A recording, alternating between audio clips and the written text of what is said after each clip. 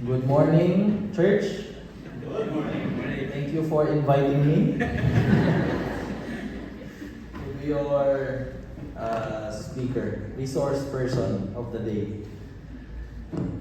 We are so grateful for the Lord because He has been so good and faithful to BCFBC for 38 years. Amen? Amen. Sino dito sa inyo ang 38 years old? Or dumaan na ng 38 years old na lang. Gano'n, ano? Nahiya talaga kayong magtaas ng kamay, yun meron sa likod. Ano?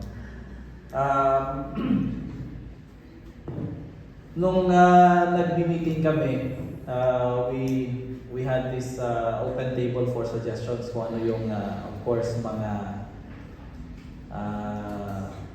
themes na pwede natin i-discuss or gamitin for our anniversary. And we have many suggestions, but maybe the Lord has something for the church through this relevant or true to the word, relevant to the world. And I believe that it is very important for a church to be true to the word, because there are many churches that are not true to the word. A church can exist without being true to God's word. Ano? Pwedeng mag-exist ang church na merong inspirational speaker. And that's why we need to be aware if the church that we are attending is really true to the word. But how will we know? Where will the standard come from? Right? Saan magagaling ang basihan mo ng isang iglesia na pinupuntahan mo ay talagang salita ng Panginoon? You must have the foundation and of course a proper resource for your standards, and it should be the Word of God. That's where the challenge comes for every believer, to be mindful, honest, and desiring to know God's Word. Because when you know God's Word, you will be able to distinguish who is teaching the truth or not. Not only that, because a church can be true to the Word and yet remain irrelevant to the world. How does that happen? When a church becomes disconnected to what is happening in our society, in our community. You know what? As I have observed, the challenge is not only for the pastors to preach relevant messages, but it goes further to the listeners, that when they listen to the word, to biblical principles, they must have the skill and ability to convert whatever lesson that they hear into practical use.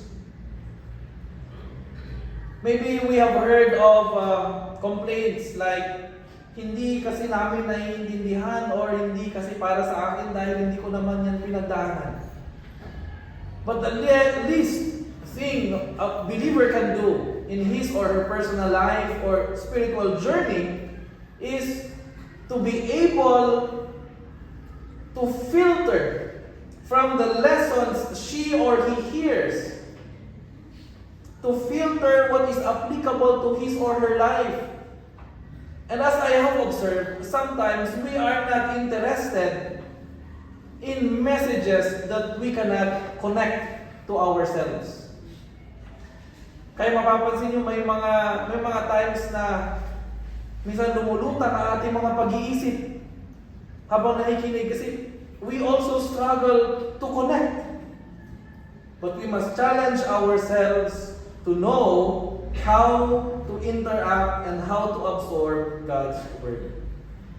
When we are relevant to the world, we become more effective. When we are relevant to our families, we become more effective because we get to connect with them. Parents, when you listen to the Word of God, from a Sunday preaching, when you get home, the question that I have for you is, how do you translate the messages that you hear into practical use? Or maybe the question is, do you discuss the messages or the sermons that you hear Sunday after Sunday with the family?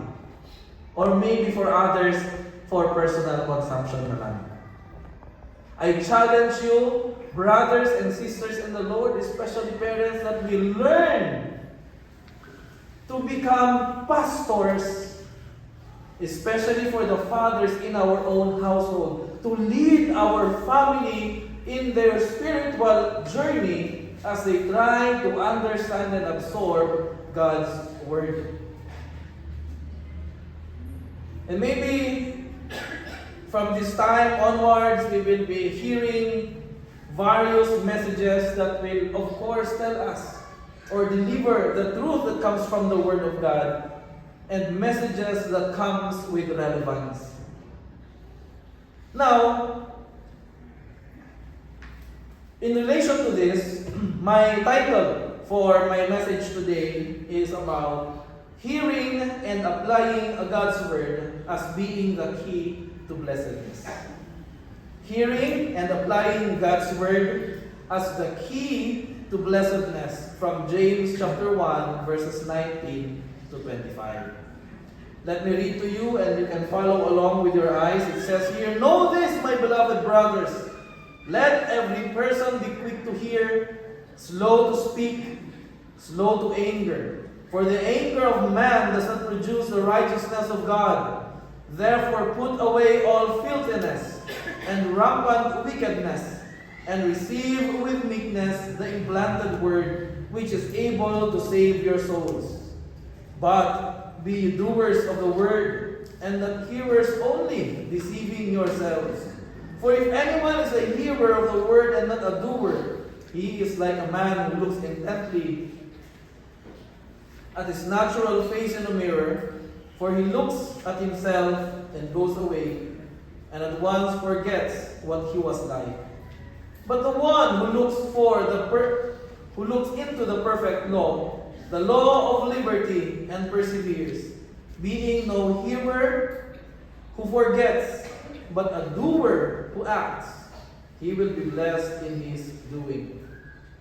If anyone thinks he is religious and does not bridle his tongue, but deceives his heart, this person's religion is worthless. Religion that is pure and undefiled before God the Father is this: to visit the orphans and the widows in their affliction, and to keep oneself unstained from the world." Shall we pray? Heavenly Father, we thank you for this wonderful, beautiful, delightful morning that you have given us. We thank you because you have brought people, wonderful people, brethren who are united in the name of our Lord Jesus Christ. You have brought us here together to worship you, to magnify your name, to praise you through songs of praise that uplifts our hearts, and most of all, to listen to your word. Thank you, O Lord, because you have been faithful, and this celebration is a testament of your goodness and grace to your people, to your church. Because we know that none of us deserves to experience this kind of blessedness. And yet you have showered us with heavenly blessings that's far beyond what the world can offer. O Lord, we ask for the Holy Spirit to help us, to guide us, and allow us to understand your word, so that we might be able to apply these truths that would help us in our spiritual journey. O Lord, we pray that may you continue to guide us, to lift us up, to encourage us, to teach us with your word, and rebuke if necessary in order to correct our steps for your glory and honor. We believe, O Heavenly Father, that your ultimate desire for us is to live a life that pleases you, to glorify your name, a life that further expands your kingdom. So we pray that may it be done in our daily lives. In Jesus' name, amen. In our next slide, we can see that in our world today, almost everyone claims to know and understand the Bible. Right? Mapapansin nyo ngayon, pag mag-open kayo ng Facebook, everyone is an interpreter of the scriptures. Everybody will read the scripture and explain.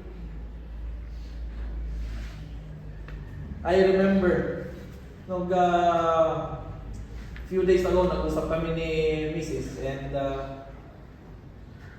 sabi niya, may isa siyang na nabasa na article or video sa Facebook with regards to a homosexual social influencer. Alam natin na sa panahon ngayon ay very rampant ang pag-promote ng homosexuality. Right? Kahit sa ating beloved Baguio City ngayon, may rainbow pedestrian lane na sila na pintura. And of course, while we love them, we always say that we don't agree to what they do. Nevertheless, during our discussion, itong homosexual individual na nagpa-practice ng homosexuality, may kalibin siya na of course same sex. This person is also very active in promoting scriptural truths. And so sometimes, or maybe some of us might ask, paano nag-connect ang ganon na klaseng pamumuhay sa kanyang dinadala when it is against each other? So there was this one guy who asked this question, kung bakit niya ginagawa ito, and he wants to understand why are you doing this? Hindi ka ba aware that the scripture passages that you are using and you are even talking about is the same scripture that is against what you are doing? So during the exchange of conversation, sabi niya, do you think you are living a life that is approved by God? And sabi nung influencer nito, I live a life that is approved by God. And sabi niya, for what reason? And this was the answer. Sabi niya, because I have many followers. And because I have millions of followers that believe on what I say. And so sabi namin sa discussion namin, I think ang kanyang description sa approval ng Panginoon ay number of followers. Or maybe because ang ganda ng response sa kanyang mga tinuturo.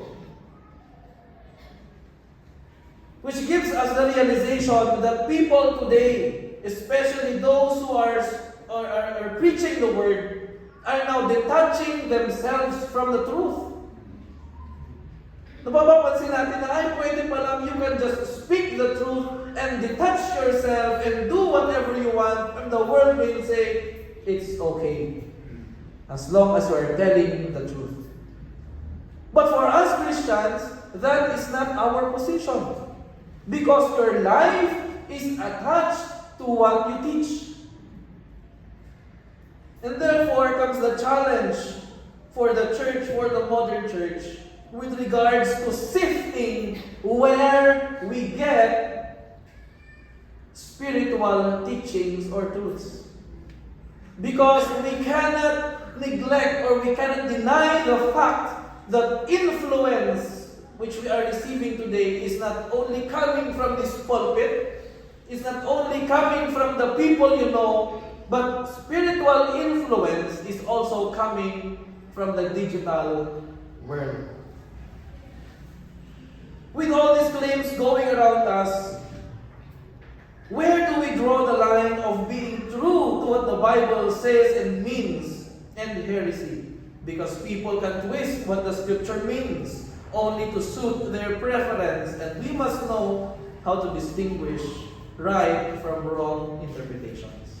Moreover, not only that we focus on the truthfulness of understanding scriptures, we must also focus on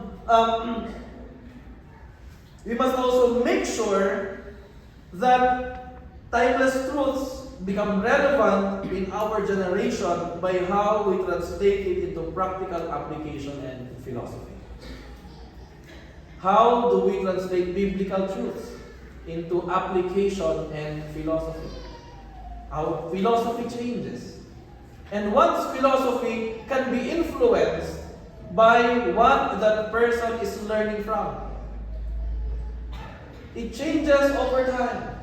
And as Christians, we must make sure that the primary source of our faith, our practice, and even the philosophy that we cling on is number one, the Word of God, and number two, God's faithful servants. God's faithful servants. Today we focus on the advantage of faithful Christians in relation to our theme, blessedness. And I would like to invite you as we dig on the source of blessedness being the understanding and obeying of God's Word. What is blessedness? In our next slide, we see that blessedness is defined differently by our world and by the scriptures. The world defines blessedness as something that centers on what a person is having and getting, such as wealth, power, comfort, or freedom from suffering. No one would say in a worldly view that he or she is blessed when storm came. Sa mga hindi nananampalataya sa Panginoon, pagtatanungin mo, were you blessed nung binaha ka? Were you blessed during the earthquakes? Nung mga panahon na ang negosyo mo ay nasira, na instead na kumita ka na sana, nalugi pa dahil binaha, can you say to yourself, you are still blessed? And they will say, or maybe most of them will say, I am not blessed. Ano ang normal na reaction ng tao pag may suffering? Malas. Di ba? Malas. Kasi may masama na nangyari. But then the scriptures define blessedness as something that is different. And it is about a condition. The blessedness is defined in the scriptures as a condition that comes from a being in a right relationship with God and obeying Him, as exemplified by Jesus in the Beatitudes. So you see, the biblical definition of blessedness is not about what you get. It's not about what you have, but it's about what you are during that moment. And that identity of being blessed is identified with Christ. Kaya mapapansin nyo mga kapatid sa Panginoon, you can be poor and still be blessed. You can be rich and say, I am not blessed at all. You can have everything in the world and say, it's not enough. And that's where we come to this topic of blessedness. What is the key towards blessedness? Because you know what, when we want to influence our family, we must make sure that we ourselves have experienced what we are talking about. The world defines blessedness as a temporary, external state of good fortune, derived from circumstances, possessions, or achievements. It centers on what a person is having and getting, while the biblical definition of blessedness is an internal spiritual state of deep abiding joy and divine favor that exists independently of outward circumstances. And as I have said a while ago, it comes from being in a right relationship with God and obeying what the Lord says. Why do we need to talk about blessedness? Blessedness transforms a person's relationship with others by shifting their focus from self-interest to outward focused grace and service. People who are genuinely blessed are those who are kind, are those who are generous, are those who are loving, are those who are patient. And every description that we see as being described as the fruit of the Spirit can be defined as a result of blessedness. The spiritual state results in humility, as some would say, patience, forgiveness, generosity, and service, and peacemaking.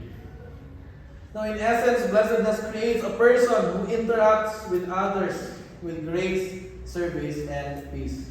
From our passage today, I want to share 3 key points that will hopefully help us in all our quest towards adherence to the truth while remaining relevant to our generation.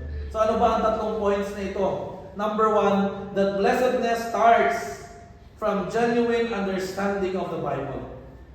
If you want to be spiritually blessed, you must learn how to understand God's Word. What are the avenues where one can learn from God's Word? Of course, when we go to church every Sunday, we hear preachings from the servant of God. If you want to learn more, you attend the Sunday school because that's where you get to ask questions. Clarify whatever doubts you have in your mind. Nowadays, we find it hard to attend. And marami sa mga Christians ngayon, whether they would admit it or not, ang priority lang nila is maka-attend ng worship service. Yun lang. And habang nag-worship service, ang isip nila kung paano sila makaalis. Hindi pa tapos, nangangatinaan po. Parang kagaya rin tayo dun sa mga ibang simbahan, parang ganun lang. Upo, pagkatapos ng upo, makinig ng konti, tapos uwi. And gano'n na naging cycle ng mga Christians ngayon na parang nadala nila ang culture from their past religious affiliation. When they came in, they also do the same thing, the same habit. And that should not be so. When we come to the church of God, we are not here just to hear. We are here to listen and absorb the Word of God because that's where we get strength for the week. But of course, my challenge for all of us is that don't just depend on your Sunday service preaching. Do we still read the Bible? Nagbabasa po ba tayo ng mga Bibles natin? Isa sa napakagandang blessing dito sa atin, especially sa digital world ngayon, is that you get to access the Bible from anywhere in the world. Actually, parang kung pwede na ngang isubo sa mukha natin ang Bible. I remember nung pandemic, ang daming mga nagsisulputan ng mga pastors na kung saan ang goal nila is to help and minister to believers who are not able to come to church because of these challenges. Kaya lumabas yung mga vlogs, mga Facebook pages about scriptural interpretations, devotions, etc., etc. And then merong gagawa ng magla-live ng kanyang devotion, magre-record every night. Kasi maraming pang oras. Noong natapos na ang pandemic and everything went back to normal, unti-unting nawawala. May isa akong friend na very active siya sa kanyang Facebook page. Pero pastor siya sa church din. Sabi niya sa akin, dati, today's spiritual insight, ganun every day, meron. Pero later on, sabi niya, ang hirap pa, nakakapagod. Kaya, instead na today, ano na lang, once a week na lang. Kasi napapagod na ako. Sabi ko sa bagay, that's, reasonable enough, fair enough, but that is a very good opportunity for him to share the Word of God. And it enabled him to help people understand God's Word. And not only that, we also have this, number 2, the blessedness, not only, it starts from the understanding of the Bible. Your journey starts there. Once you understand the Bible, because what I said a while ago, ang blessedness natin, ang blessedness natin, the way Scriptures define it, is being in the right relationship with God. And that right relationship with God comes from the understanding of the most basic teachings of the Word. Salvation. And once you are saved, you don't stop learning. You feed yourself, your spiritual life with the Word of God, and that's why blessedness continues. The journey continues. Not only from the understanding, but now it changes into the applying, the obeying. Alam niyo po mga kapatid, mas ipi-bless kayo ng Panginoon kung hindi lang kayo nagsastop sa pakikinig, kung hindi pag-uwi niyo sa bahay, ina-apply niyo salita ng Panginoon. Right? And sometimes it's hard. It's challenging to apply, especially if it has something to do with things you love so dear in your life that you don't want to let go. But, as I said a while ago, blessedness is the being in a right relationship with God. Being in a right relationship with God. And number 3, blessedness conditionally endures. Blessedness is not just a one-time experience. Now, once that you get to experience blessedness, you don't have to do anything about it anymore. You are blessed for the rest of your life. Later on, we will see from the book of James, it is writing that he wants believers to continue in their pursuit towards obedience, because in doing so, they will be blessed. And so, let's go sa first na key point natin. Number 1, I have 3 verses here. Blessedness starts from the genuine understanding of the Bible. Revelation chapter 1 verse 3, which says, "Blessed is the one who reads aloud the words of the prophecy, and blessed are those who hear it and take to heart what is written in it, because the time is near." Shadow konti para sa isa. Okay. So blessed is the one who reads. James chapter 1 verse 25, "But whoever looks intently into the perfect law that gives freedom and continues in it, not forgetting what they have heard, but doing it, they will be blessed in what they do." Do you want to be blessed in whatever you do?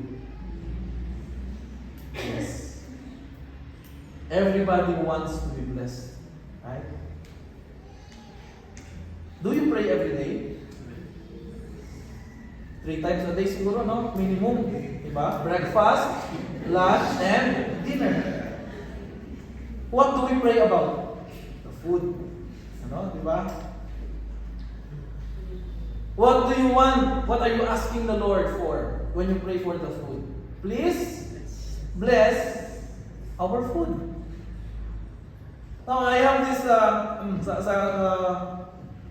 sa bahay, ganyan din. And pag nag-pray ang mga bata, every time they pray for the food, "Lord, please forgive us of our sins." Sabi ko, grabe. Pati ang kasalanan na may mention sa pagkain, sabi ko, okay na rin yun. Para at least kailangan nila na humingi ng kapatawaran lagi. Kasi after 5 minutes, mag-aaway na naman sila. Kaya yung forgiveness, parang na naman sa dinner. Mamaya na nahingin ng kapatawaran yan. But you know what?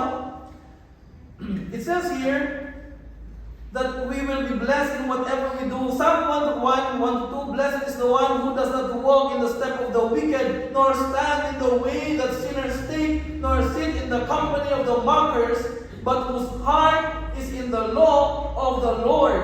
And it did not stop there. Sabi dito, and who meditates on His law day and night. Blessedness starts from understanding or from genuine understanding of the Bible. Now, the key to understanding demands immediate response. In James chapter 1, verse 19, we go back to our passage. It says here, know this, my beloved brothers, let every person be quick to hear. And some Bible scholars would say that there's a twofold interpretation of the phrase quick to hear. It can refer to how you talk to people. When you talk to people, let me ask you a question. Are you a person that's quick to hear? Or nagkukwento pa lang yung friend mo, hindi, wala yun sa lolo ko. Di ba? May mga kaibigan ba kayo na ganyan? Yung nagsishare na pa lang, babangkahin ka na niya kasi may kwento din siya. And that's not being someone who is quick to hear. No, may nag-share sa amin na sabi niya, may kwento na isang person, isang individual, na sabi niya, alam mo, itong individual na ito, never in my entire, sabi niya, my entire time na nakausap ko siya, na siya ay nakinig. Sabi, no? Never na siya ay nakinig. Kasi kung may kwento ka, mas marami ang kwento niya. No, it's not only that. When we talk about being quick to hear, because we also get to understand that this can also refer to being quick to hear with regards to God's Word. In what way? We can be quick to hear by being eager to learn. Are we eager to learn? When we read God's Word, do we pay attention?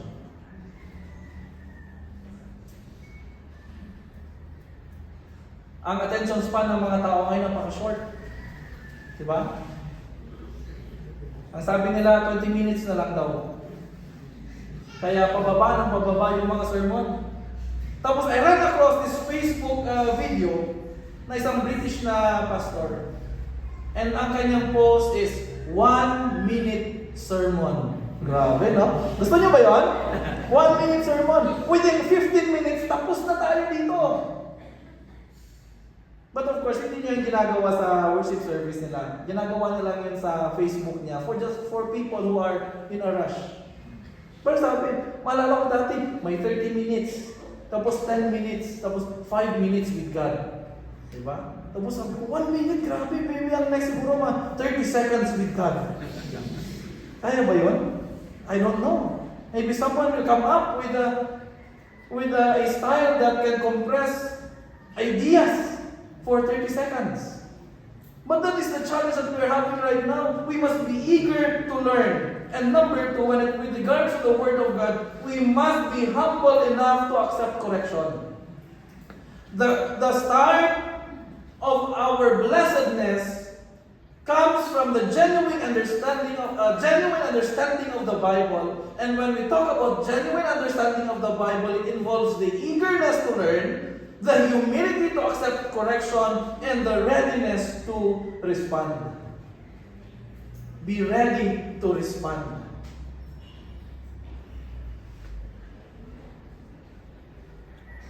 Are we fast to respond with what the Word says? That's very important.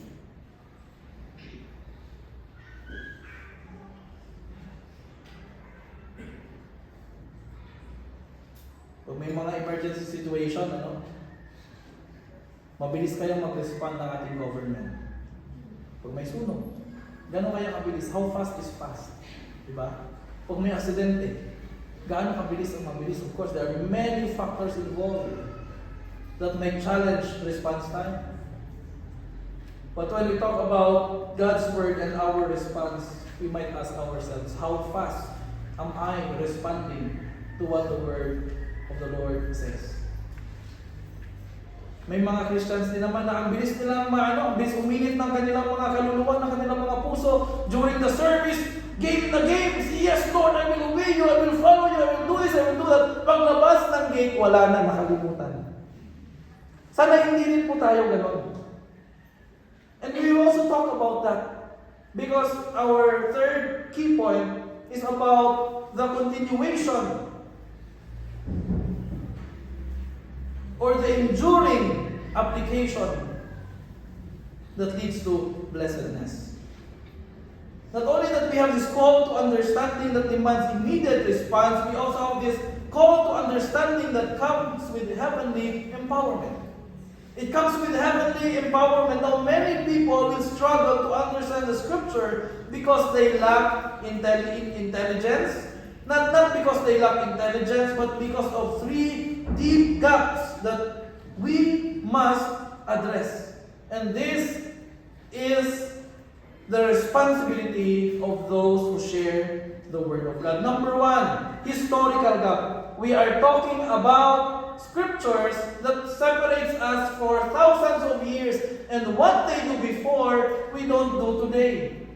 So the challenge for us is how can we connect it? How do we connect their practices and the principles that lies behind for you to understand? And that's where learning comes into place. Kaya po kailangan ng mag-aral ng isang tao na nag-share ng salita ng Panginoon. Kasi hindi po basta-basta ang pag-share ng salita ng Panginoon in the sense that sometimes you might misunderstand what it tries to tell you. But of course, it should not also discourage us to read God's Word. Sasabihin ng iba, ay, hindi na pala ako magbasa ng Bible kasi thousands of years pa yung sinulat, baka hindi na ako makarelate. Alam niyo po mga kapatid sa Panginoon, ang dali lang maintindihan ang salita ng Panginoon. Why? There are study tools. And if you are a person that is eager to learn God's Word, you must, I tell you, invest in ways and means that will help you understand the Word of God in a deeper sense.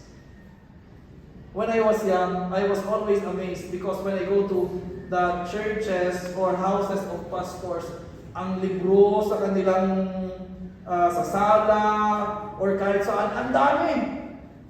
Sabi ko, wow, grabe. And it came as a thought to me na sabi ko, siguro dahil pastor sila. Kaya marami silang libro na mga spiritual books. But later on, I came to realize that this scenario ay hindi lang dapat sa mga bahay ng mga pastor, o hindi dapat na sa bahay din ng mga Christians.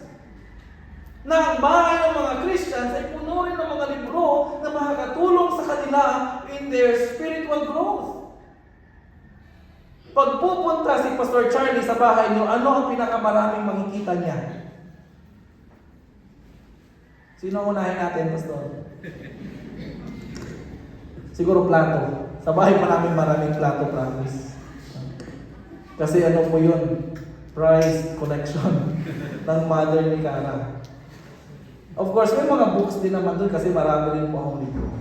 But what I mean to say is that believers, brethren in the Lord, if you invest on worldly things, you also invest on heavenly things that will help you grow. Kung sasabihin nyo ngayon, Pastor, hindi naman na kailangan ngayon kasi technology tayo, ang lahat nasa cellphone mo. Yes po, I do believe na lahat ay accessible sa cellphone, kaya po wala na po akong Bible na dala ngayon. Baka sabihin nyo, unbiblical na yung pinipreach ko. Time has changed. And also has made it convenient. Ang mga developments sa technology ay naging convenient din. But they also come with a cost. Habang nagbabasa ka ng daily bread, biglang may tumunog, Facebook. Binuksan mo yung Facebook chat, kausap mo na yung crush mo, nakalimutan mo na ang devotion. Yun ang problema, distraction. Ang problema sa mga gadgets natin, while it offers accessibility to everything, it also offers distraction. Kasi yan na tayo ngayon. We are easily distracted. Konti lang natunog.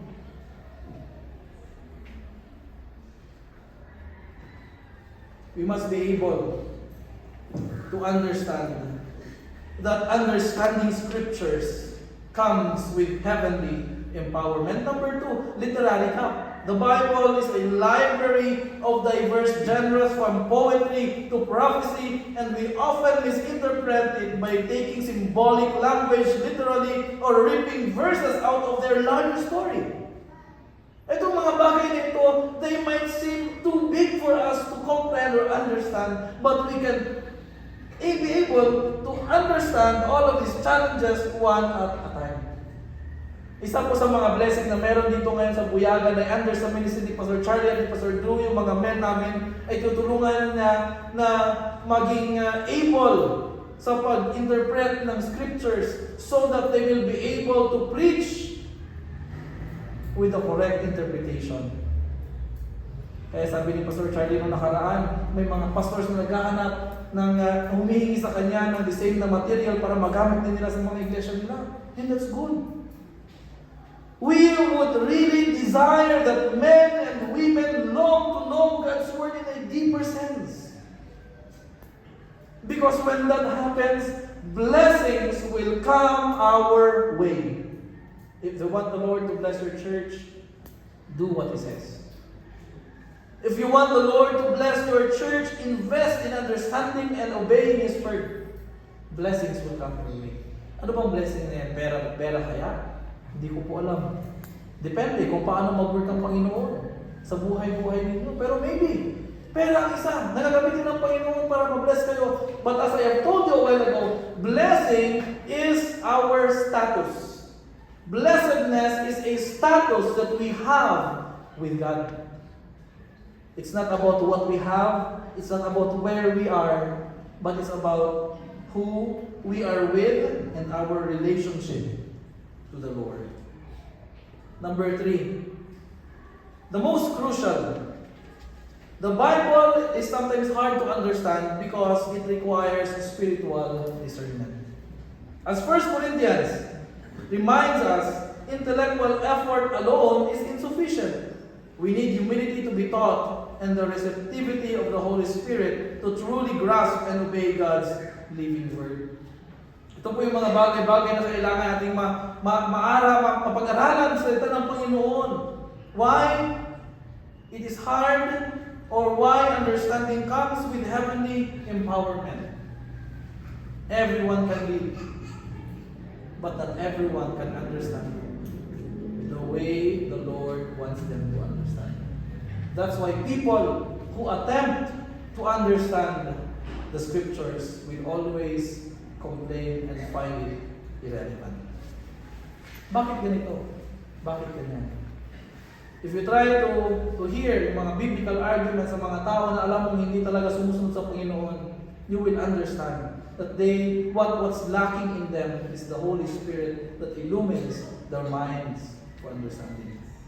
We must always desire to endlessly study the Scripture, for in the right knowing comes the opportunity towards correct doing. Okay? For in the right knowing comes the vast opportunity towards correct doing. You must know what is right so that you can do what is correct. Ganyan po ang ating spiritual lives. We must always know what is right. In this situation, what is the right thing to do? Ano bang sabi ng salita ng Panginoon? What principle can I get, can I grasp and apply? Because when you have that, then you will have options that will be qualified as correct application of what you have learned. Sabi ni Charles Spurgeon, nobody ever outgrows Scripture, and the book widens and deepens with our years. Kaya po may mga tao na patuloy lang ang kanilang pagbabasa, and every time you read the Bible, your understanding deepens. Ang isa sa hindi ko makalimutan na illustration ng tatay ko, sabi niya, alam mo, ang pagkakaiba sa Bible at sa pocketbook At first, ang pocketbook, pag babasahin mo, excited ka. Right? Kinikilig ka. Wala na po nagbabasa ng pocketbook yata ngayon, ano? Wala na. Ano, yung mga, nung kabataan ko po, deprived din po kami sa mga libro. O ba, yung mga rich lang na nababasa ko dati, nadala yung mga classmates ko. Pero alam mo, if you read stories, at first you will be excited. But do you read a story twice? Minsan, right? Kung gusto mo talagang maintindihan, siguro napaka-educational o napakalalim talaga ng istorya. Pero, what is the maximum number of times you read a story? Or a pocketbook or a novel? Pero sabi nila, in comparison to the Bible, at first when you read it, medyo confusing.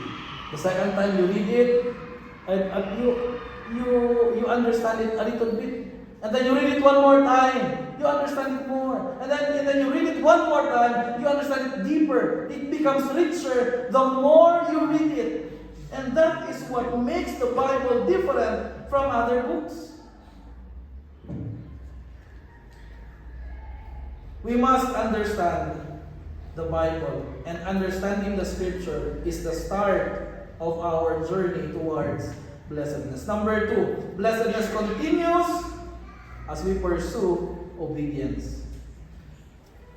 Blessedness continues as we pursue obedience. Blessed is the man who perseveres under trial. For once he has been approved, he will receive a crown of life which the Lord has promised to those who love him. James 1:12. We can see here that obedience signifies genuine faith. Believers are people. Genuine believers are people who obey. If we are to summarize the book of James, he would say this to us: Brethren, stop simply listening. Do not merely hear the word, but demonstrate genuine Christian faith through decisive action and endurance.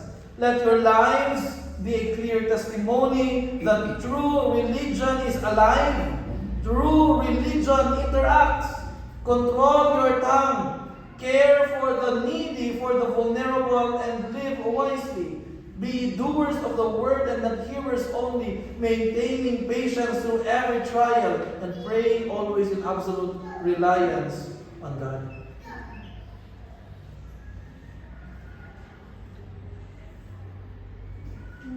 I hope that the phrase, be doers of the word and not hearers only, becomes a richer experience to each one of us today.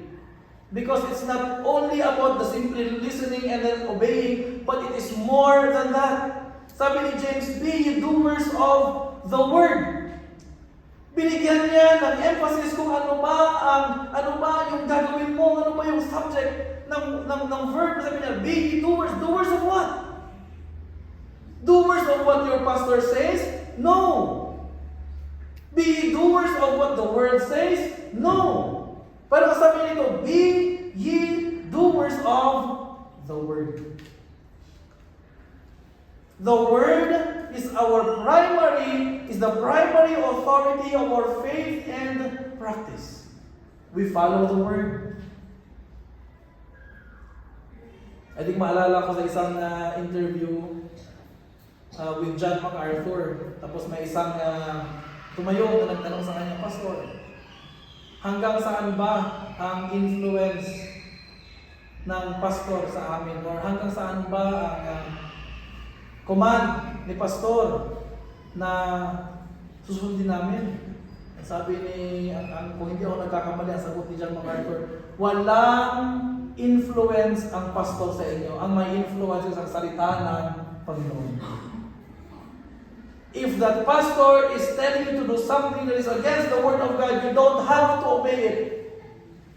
But if the pastor is telling you, and what he's telling you is in line with the word of God, then joyfully and wholeheartedly obey it, because the word of God is our authority in life.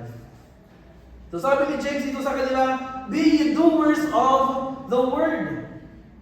And people who follow the Word are genuine believers, children of God, because they have the power from the Holy Spirit not only to understand, but to apply. Ito po yung promise sa atin na salita ng Panginoon, that not only that we are empowered to understand, but we are empowered to victoriously obey. Who gives us the power to obey? The Holy Spirit. And if you belong to God, if you're a child of God, you can and you will obey. Maraming beses, makita natin na minsan sa ating plain observation, is it na may mga churchgoers na hindi in obedience ang kanilang buhay. Ang lifestyle nila ay hindi in accordance sa salita ng Panginoon. But then they are faithful.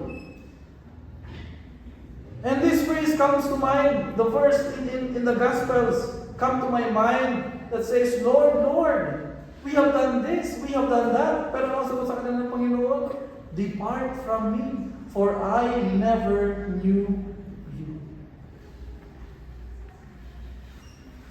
One of the worst things that can happen to someone who is pretending to be religious is to discover one day that he or she wasn't genuinely saved.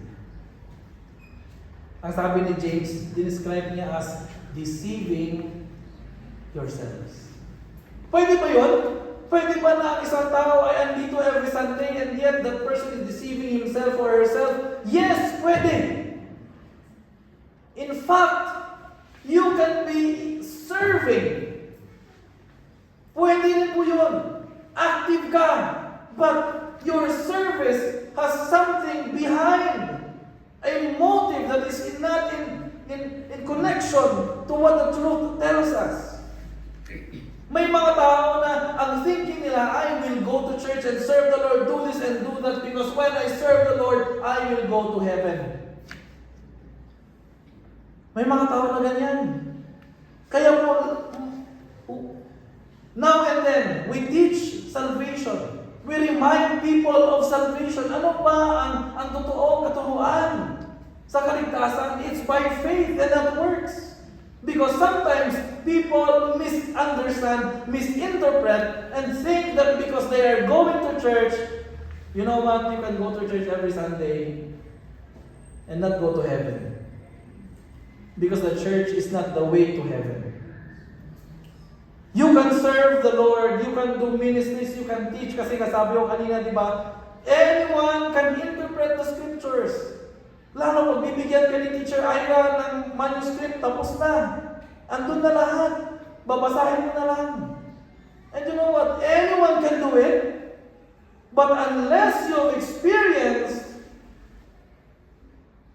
this relationship with God, it will not bring you to heaven.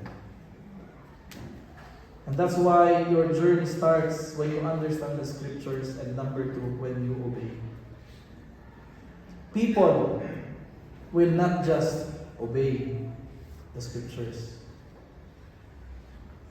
Because whatever the scripture is teaching is in contrast. It's against the tide of what they used to do.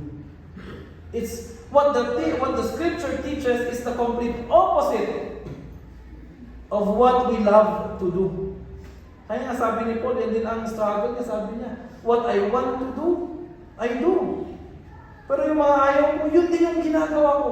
And that is the struggle. Because the world and its practices is in contrast with the teachings of God's Word. So blessedness continues as we pursue obedience. Obedience is translated into practical application of scriptural truths. What can we learn from the book of James? Number 1, we can learn about the importance of wisdom. You know what? Ang book of James ay isa sa mga pinaka-practical na libro na nasulat ng New Testament. If you want practical lessons, practical teachings, practical applications, you read the book of James, you can relate. It talks about the importance of wisdom. It talks about handling trials. May problema ka sa buhay, ano bang gagawin mo? James will tell you how to handle that. If you have temptation, may temptation ka ba na pinagdadaanan ngayon, how will you be able to face that or to become victorious over temptations? Read the book of James, it will tell you how. Handling and managing wealth. If you are a wealthy person, James has something to say about that. If you are a person who is hot-tempered, mainit ang ulo mo, lagi ka na nagagalit, you read the book of James, he will tell you how to deal with that. If you are having a problem with favoritism, James will tell you something about that. Sa mga may problem sa kanilang dila, hindi mo dahil short or mahaba, kung hindi yung maling paggamit ng dila, James has something to tell you about that. Paano pagamitin ng tama ang ating tongue? If you are having problems with conflicts, James can tell you something about that. If you are having problems with worldliness, arrogance, abuse, if you want to know more about prayer and restoration, James has something to say about that. Why? Because I do believe that these are the problems that believers during his time were facing. Praise the Lord, he was able to deal with that.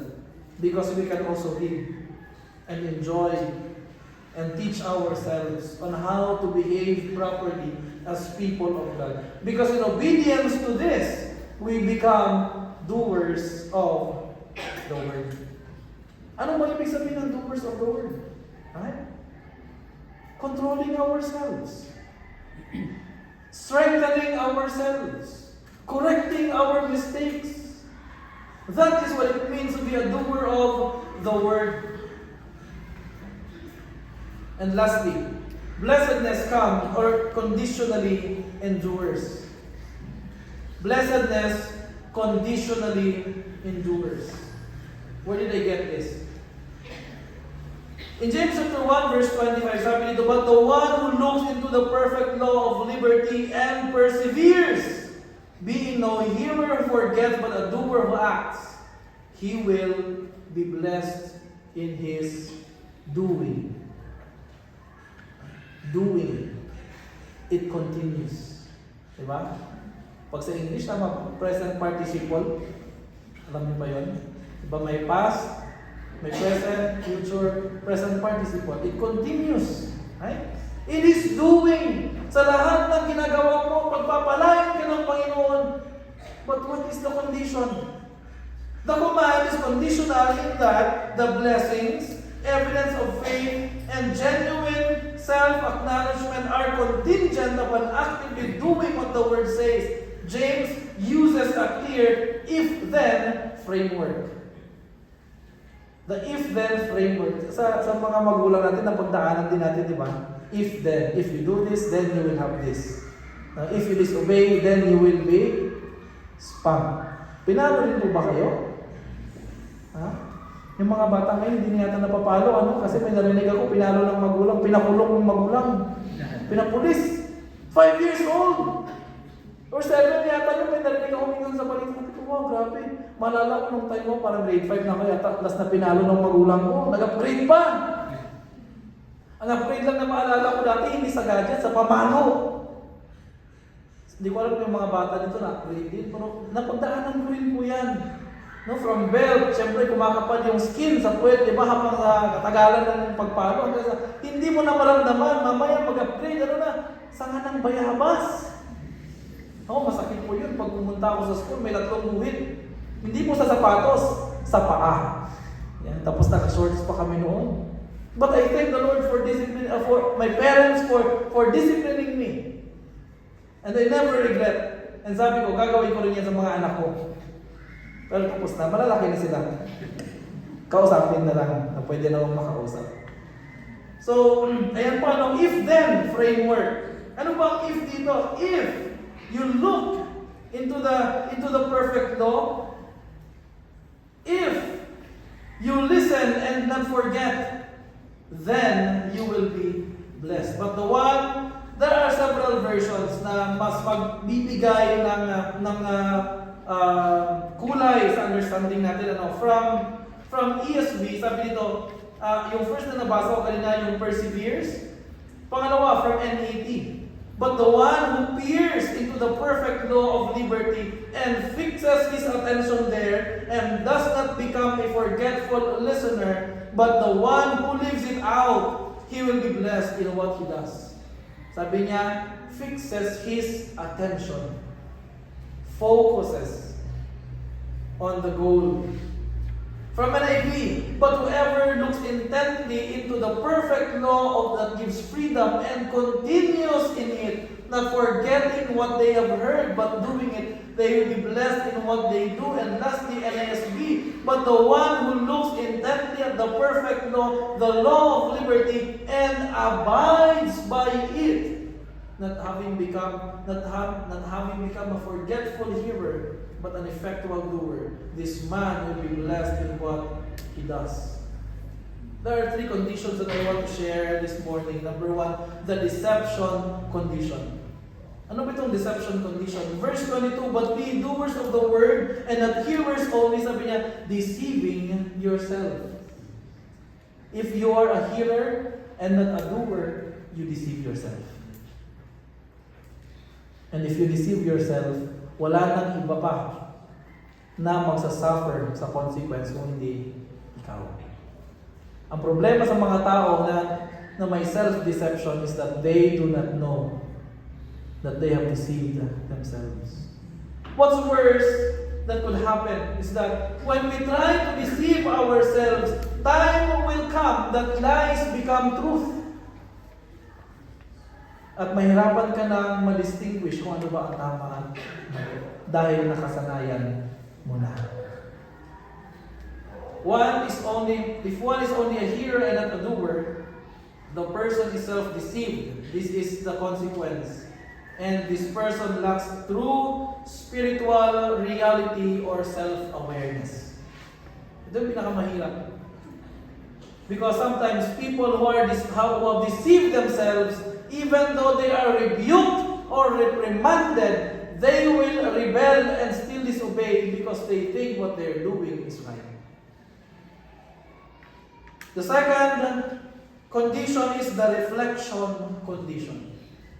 Ang sabi dito, for if anyone is a hearer of the word and not a doer, he is like a man observing his natural face in a mirror, for he observes himself and goes away and immediately forgets what kind of man he was. Tumingin mo ba kay Salamin kanina? Siguro. Tinignan niyo ba kung ano ang itsura niyo? Yung mga ladies natin sigurado nag-makeup, nagpaganda, di ba? Because we do believe that appearance is very important.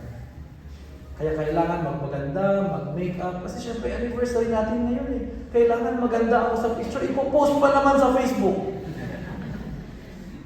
Dapat maganda. Pero yung mga lalaki, tumingin mo ba kayo sa salamin?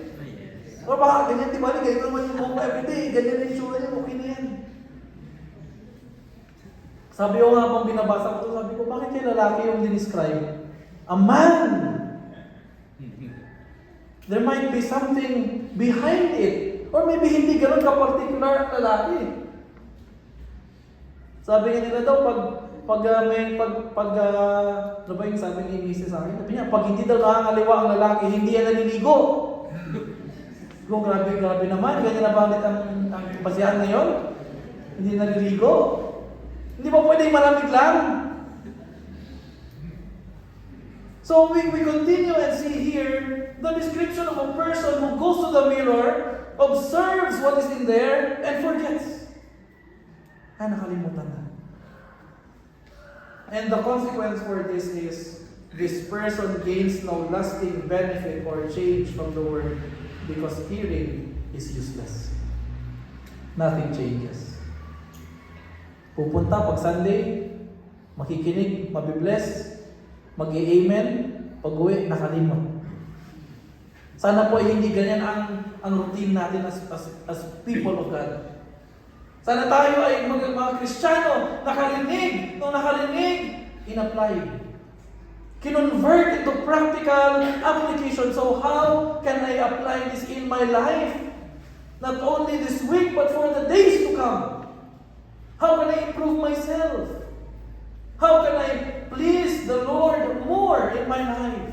Ganyan po tayo dapat. And number 3, the blessing condition. Yung pangalawa kanina, puro consequence dahil sa hindi tama ang kanilang ginagawa. But in verse 25, but he who looks into the perfect law of liberty and continues in it, and is not a forgetful hearer, makalimutin, but a doer of the word, this one will be blessed in what he does. Will be blessed in what he does. And you know what? Sometimes we complain, why is it that I don't feel like I'm blessed? Maybe you are not obeying the Lord. Why do I feel incomplete? Why do I feel empty? Why do I feel lacking? Maybe the key factor is that you are not obeying what the Lord says. In your spiritual journey, I do believe God will always have a message for you. And it's up to you how to find it, how to understand it, and how to apply it. The person will receive a promised blessing in the act of doing. Will be blessed. It's a promise, a condition.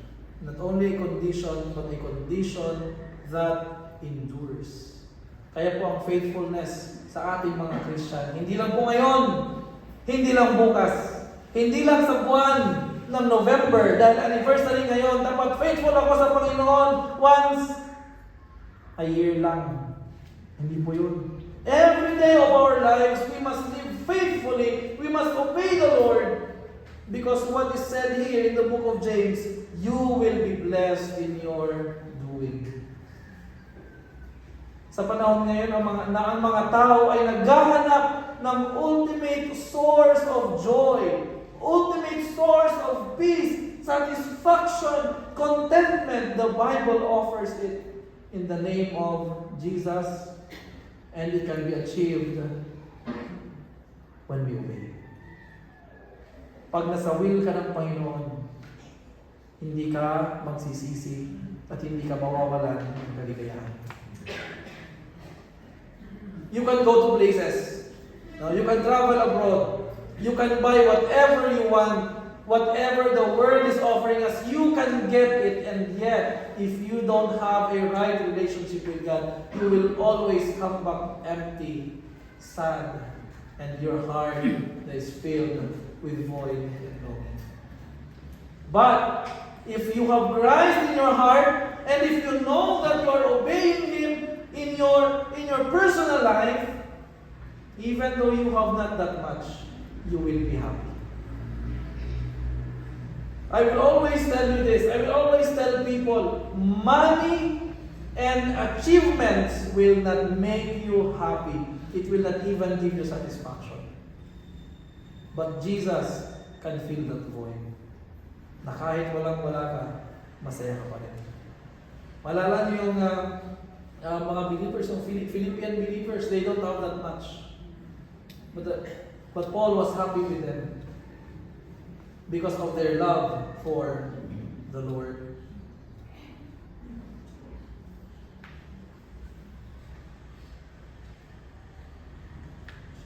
The command is conditional in that the blessings, evidence of faith, as I've said a while ago, are contingent upon actively doing what the Word says. And we can summarize it to this statement: steadfastness leads to blessedness. Again, steadfastness leads to blessedness. As a conclusion, I have 3 to remind you. Therefore, number 1, we should learn to give importance to the knowing of God's Word. Make it your personal goal to know more of God's Word. You ask my pastor. You attend avenues for learning, avenues that will help you grow in your spiritual life.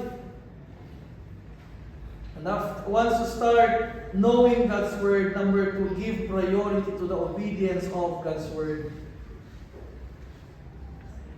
Hindi mamaya na, hindi bukas, kung hindi ngayon. Now na. Yung mga bata sa bahay, uutusan mo, pag may hawak na gadget o nanonood ng TV, ano ang sagot? Mamaya na. Hoy, pakigawa ka ng ganito, please, ganito, ganyan. Mamaya na. Sabi ko, buti nga kayo ngayon, YouTube ang pinapanood nyo, pwede nyo mag-pause. Sa amin noon, TV. Pag iniwan mo ang Dragon Ball Z, next week mo na mababalikan. Kaya hindi reason niya mamaya na. Sabi ko, you can pause that, you can stop that. And ganoon din sa ating obedience sa salita ng Panginoon, now is the time to obey. Because later or tomorrow might be too late. And lastly, we must persevere in whatever we do for the Lord. Once you follow the Lord, trials will come your way. Expect po natin yan. Ang buhay ng isang Kristiyano ay hindi easy life. Hindi siya buhay na mag-i-enjoy ka. Pero magiging buhay siya na puno ng challenges. But take note of this. Sa mga challenges na pwede natin harapin, kasama natin ang Panginoon. We should not be afraid. Why should we do this? Because blessings come to those who seek to know and obey God's will. Again, blessings come to those who seek to know and obey God's will. Pagdating ng Panginoon, may He find us faithful and true to His Word, wherever we are, whatever we do. Let's pray. Thank you, Lord, for this wonderful morning that you have given us. Your people are here, joined together, and we are so thankful because it's the Holy Spirit's guidance and leading that we are here today. There might be some questions and challenges that come our way, that lingers in our minds. I hope and pray, O Lord, that we will find answer. And most of all, that we may find peace in your promises and in your presence. Bless us, O Lord, that throughout not only this day but throughout the rest of our lives, we will be found true, being true to your word, abiding in your word, abounding in your word, and that in our lives as your people, your servants, your witnesses, we will be relevant to the world in reaching them out, doing what you want us to do, but most of all, doing it with the intention that they will also come to the saving knowledge of the Lord Jesus Christ. Bless us and the remaining parts of our anniversary celebration. Guide us, O Lord, for in Jesus' name we pray. Amen. Good morning once again, and may God bless us all.